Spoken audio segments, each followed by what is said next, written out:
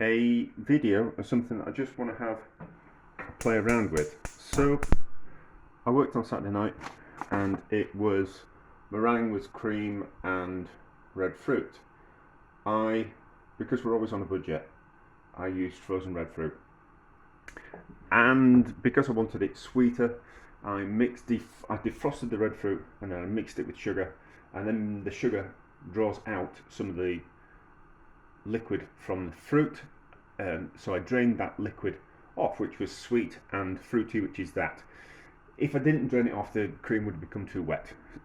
So I was left with this liquid, which is a little bit fruity and a little bit sweet. Now,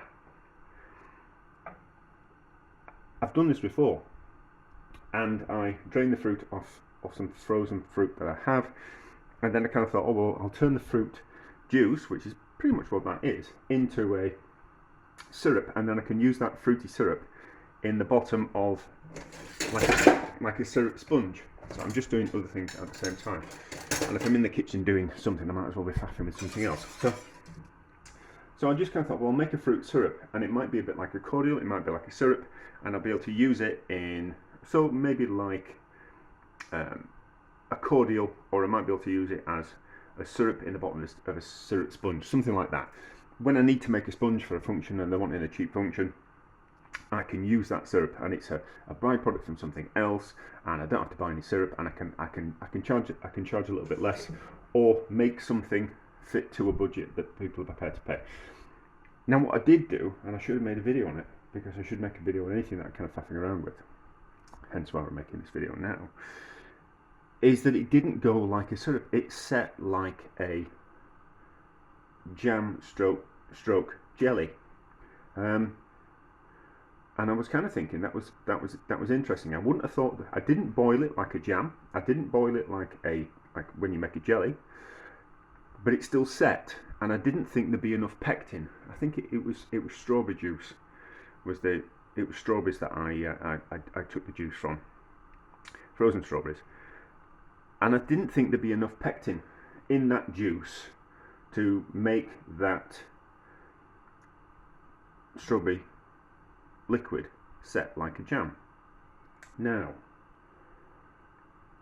although it is kind of quite interesting, so this ties in with, it's going to be a longer video than I wanted.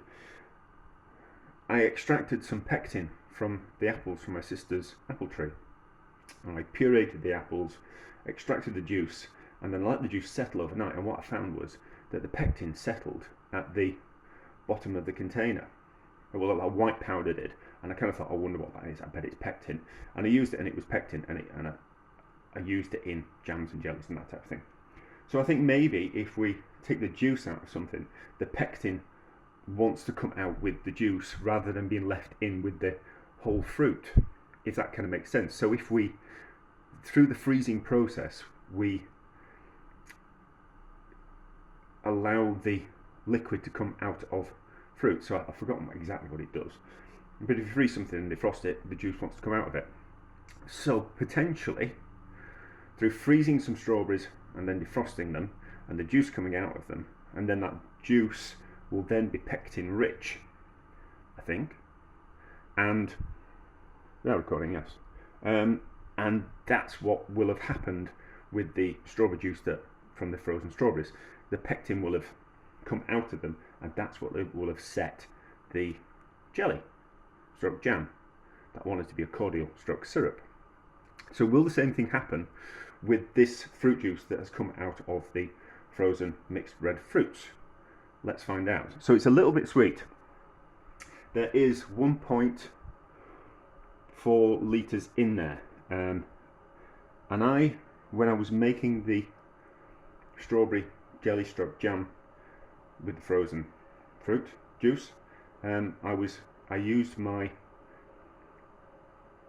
syrup, make a homemade treacle recipe, which was a light syrup, which I normally like 50-50 sugar and water, and then added sugar into on top of that. So I'm using it. There's 1.4 litres worth of liquid in here. It's a little bit sweet, and then we're going to put in 2.5 kilos worth of sugar. once it's boiled, it's better to, when we're doing things with sugar, it's better to boil the liquid first and then add in the sugar, and then the sugar doesn't. If we add the sugar when it's cold, the sugar wants to go down to the bottom of the pan. The bottom of the pan heats up the sugar before it heats up the juice on top, and there's a danger that because there's no liquid on the bottom of the pan, it will start to caramelise, and that's not what I wanted. So I find, maybe not everyone will, because maybe people are quite happy to stand there and stir, but I find it's better to boil the liquid first and then add the sugar, and then it'll dissolve into it a lot easier. And also, we're not boiling up huge amounts of liquid to start it off. So as soon as this comes up to the, oh, I've used my whisk on something else, I'll find another whisk. So as soon as this comes up to the boil, we'll add the sugar, we'll boil it until it's completely mixed in. We might add a little bit of, I'm going to sneeze, hang on, I didn't sneeze. I haven't got any lemons in the house, but I have got some citric acid, so we might add some citric acid to balance the kind of acidity levels, because I don't like things too sweet. I think that's probably an age thing, because I'm getting on a bit now. So we'll put a little bit of citric acid in, but normally I would use lemons. I don't think that will kind of affect the pectin setting, but it might make it taste a little bit nicer. So that's what we're doing, and I've gone all around the houses to kind of explain what I'm doing. But I think that's important, so I always kind of think it's the videos that I make are mostly for me when I'm thinking my way through things, so that's how I'm going to justify it. There's a little bit of sediment coming to the top. I'm not that bothered about that, even though I've strained this through a sieve. I'm not really bothered about a little bit of sediment, and I'm not bothered about a little bit of sediment boiling back into this jam, or am I? Or jelly. We might skim that off. I think it'd be a lovely colour if I skimmed it off. I might skim it off and put it through a cloth. I think we'll do that. We'll be back. We'll put it through a cloth, and we'll see if we can get rid of that sediment, and then we'll have a lovely crystal clear liquid, won't we? And yeah, I'm in the kitchen anyway, so I might as well faff around even more. Right, so we have strained it through a cloth. It's out of interest, it's an old bit of bed linen. So I treated myself to some Egyptian cotton sheets. Either 400 or 600 thread count. They're really nice. But obviously things wear out over time. I didn't want to waste it, so I cut it. Once it had worn out, I washed it and then cut it up into squares, and now use it to strain sauces through, because we don't like waste, and if we can use things again, why not? So let's now add sugar. So I reckon about, well, let's put in 1.5 kilos to start off with. We can always add a little bit more.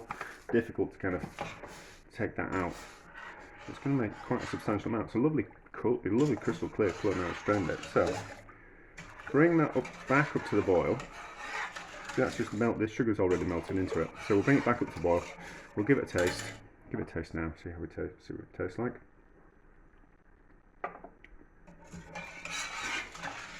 It's alright actually, but it needs to be heavier than that. So I think it will need that other sugar in. But we'll bring that back up to the boil. See, we'll put some more sugar in, and we'll see about adding some citric acid, I think. So that's coming up to the boil. Let's give it another taste. It's very sweet. But I was kind of thinking, let's just, if it doesn't work, it will just be a heavy syrup, which will be fine. So a teaspoon of definitely citric acid, it's not anything else. I have got some monosodium glutamate that I bought, and I kind of thought, oh, we'll have a play around with that sometime. So, but it's definitely not monosodium glutamate.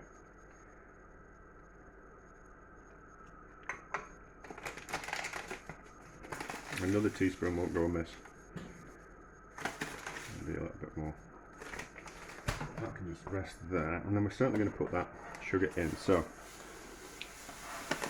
that sugar in, and then we make a lot, and then make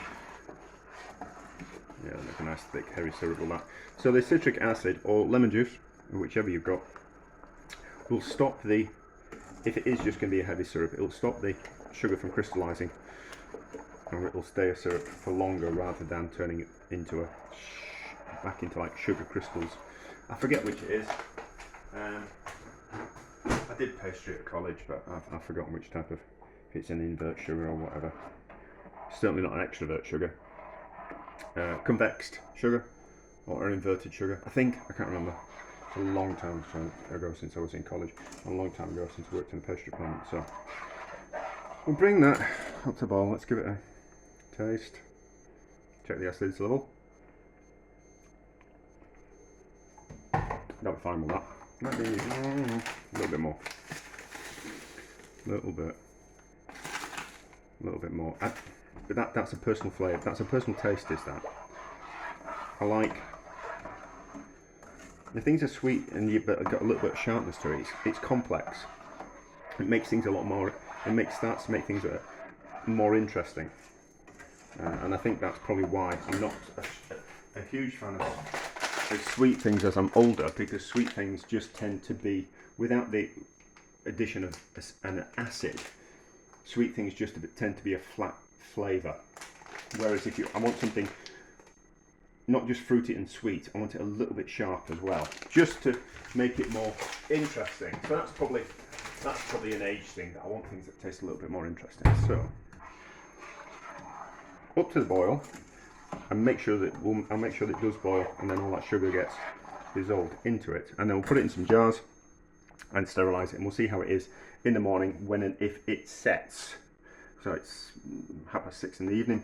We'll see what it's like. What I've done with the jars is I've just poured boiling water in them, and then put the jar lids on with the boiling water in, and then I'll sterilise anything, and there's not going to be any kind of bacteria or yeast or anything that will spoil this concoction that I'm making.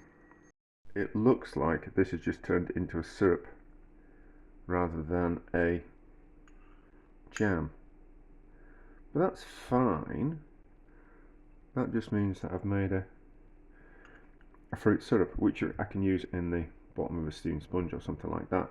I don't think it's going to set over time. I don't think leaving it in the cupboard for a couple of weeks will make a blind bit of difference. It's just turned it into a glossy sugar syrup, heavy sugar syrup, akin to a golden syrup or a treacle, something like that. I get confused about which. Treacle's the black stuff, golden syrup's that type of stuff. You know, it comes in a squeezy bottle that moves around. You make syrup sponges out of. So, kind of made that. So, how's it taste?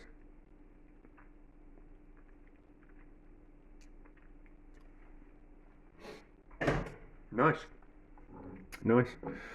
So, I will use it up, but I think I'll just put one of those jars in the back of the cupboard, and we'll see if anything happens with it over time.